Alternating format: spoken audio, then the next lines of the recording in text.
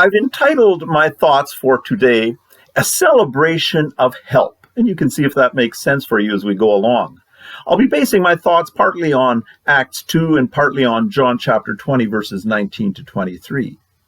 As we begin, check out this excerpt published this past Monday from the Jewish News Syndicate, which is an Israeli news source. And this is what it said. Now that summer is upon us, it's time to get ready for what many consider to be the best holiday on the Jewish calendar, Shavuot. Coming 7 weeks after Passover, Shavuot means weeks in Hebrew, the holiday begins this year at nightfall on Saturday, June 4th. Not only does the festival come without prohibitions, such as fasting on Yom Kippur, but the most widespread way of celebrating it is by eating cheesecake. Really. This article goes on to encourage people to join in the festivities of Shavuot in Israel by cooling off with water fights, taking in the celebrations at an agricultural kibbutz, and, of course, by eating lots of cheesecake and drinking wine. It all sounds like great fun, which ends at nightfall on Monday, June 6th. Shavuot is a celebration of the abundance of harvest, and the way it's celebrated in Israel appears reminiscent to North American Thanksgiving. From a religious perspective, Shavuot is also the commemoration for people of Jewish faith of the all-important giving of the law to Moses on Mount Sinai. Shavuot sounds so good that you might wonder why Christians don't celebrate Shavuot. Well, we do. In fact, we do it today, but we've left out the cheesecake and wine.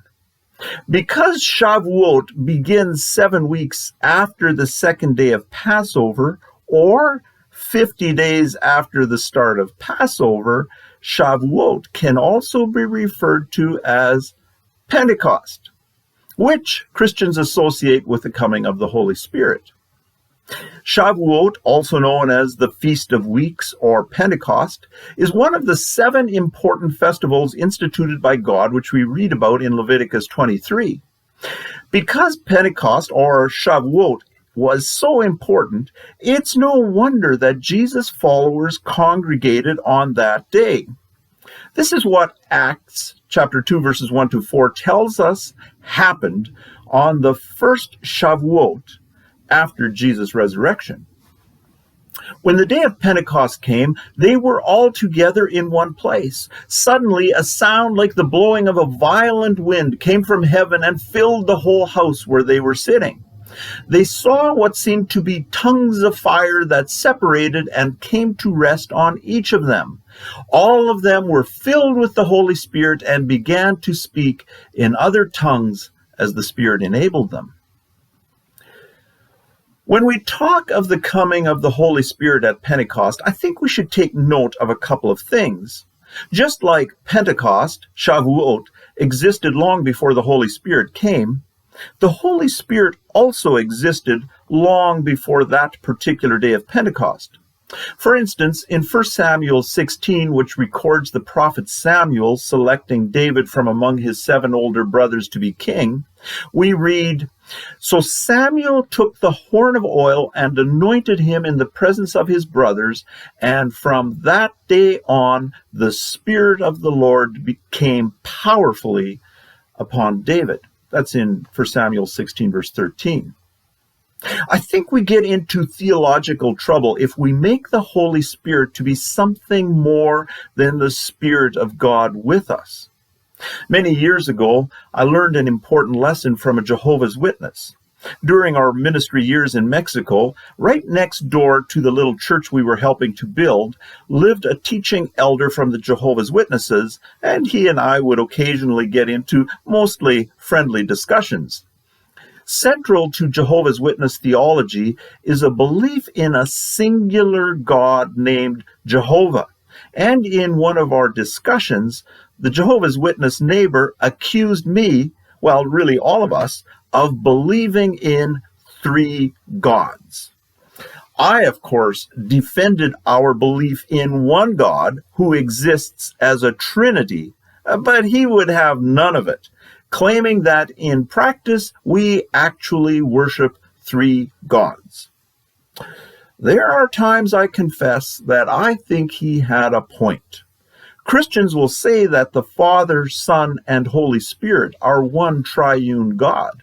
But sometimes when they talk about the Holy Spirit, it sounds to me like they are talking about a separate God from Jesus and the Father.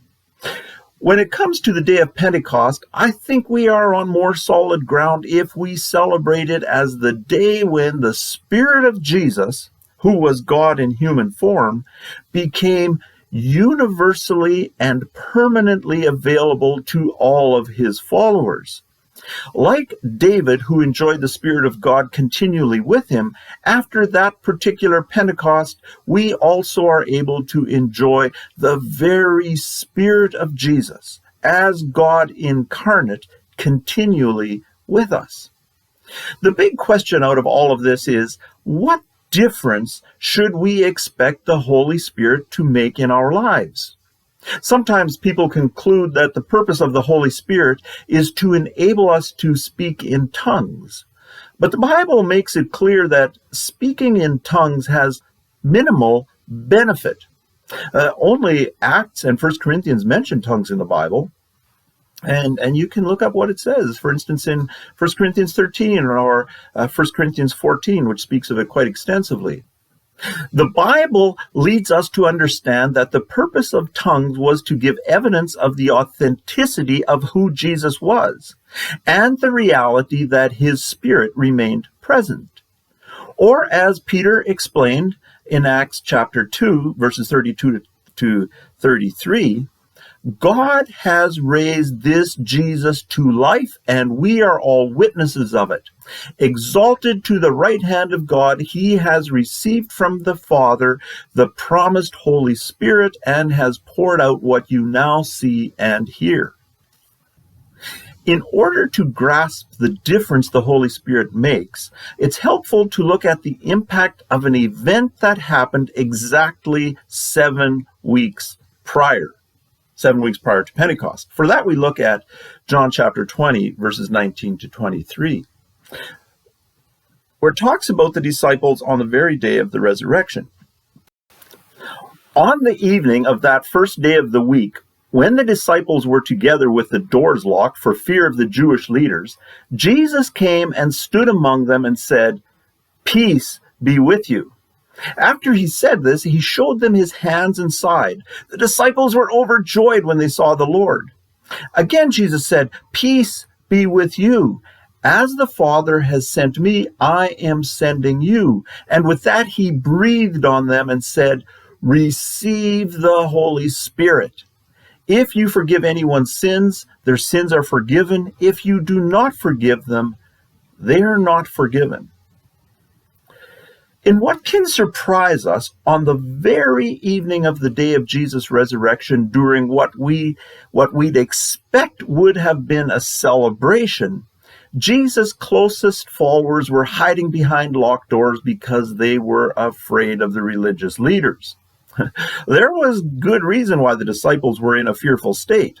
As far as the authorities were concerned, Jesus' body was no longer where it was supposed to be. And the religious authorities had anticipated Jesus' disciples stealing Jesus' body in order to perpetrate a hoax that Jesus was resurrected. You can read about that in Matthew 27, verses 62 to 66. Now that Jesus had not only resurrected, but disappeared, the disciples were justified in thinking that the authorities would be looking for them. Fortunately, Jesus didn't disappear for long, and when he showed up, he didn't bother knocking. No doubt the disciples hoped that Jesus would stay with them and that life would return to what it had been like before Jesus was executed. But returning to the way things had been was the last thing on Jesus' mind. He had no intention of maintaining a physical, in-person connection to his followers.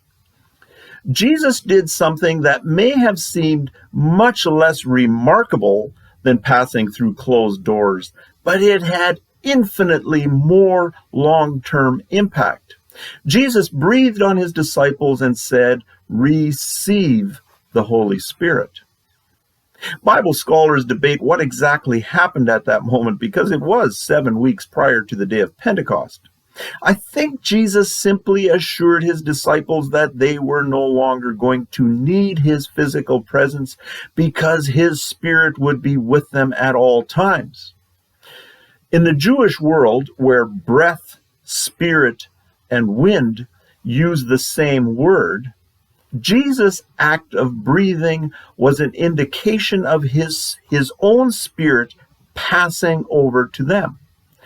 Looking at the trajectory of the disciples' lives after this occasion, the Spirit's breath had the impact of blowing the winds of fear away. We can safely conclude that the Holy Spirit is our assurance that God responds to our fears. I think that's why Romans 8:26 tells us the Spirit helps us in our weakness. We do not know what we ought to pray for, but the Spirit himself intercedes for us through wordless groans. This is critical because nothing diminishes the quality of our lives like fear.